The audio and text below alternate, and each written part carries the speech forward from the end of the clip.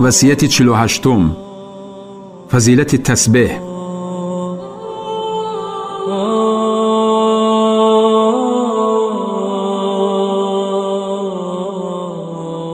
از ابوذر رضی الله تعالی عنه روایت است که پیغمبر صلی الله علیه و سلم فرمود: آیا تو را از دوست داشته ترین کلامی که نزد خداوند می باشد خبر دهم؟ گفتم ای پیغمبر خدا، از دوست داشته ترین کلامی که نزد خداوند است مرا خبر ده.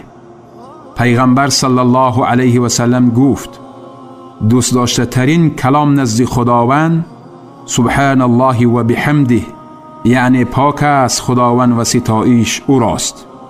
روایت مسلم و نسائی.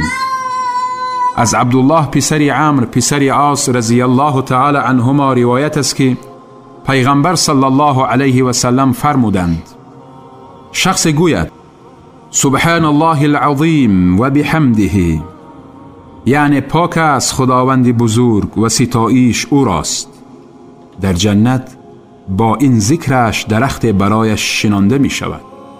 روایت بزار.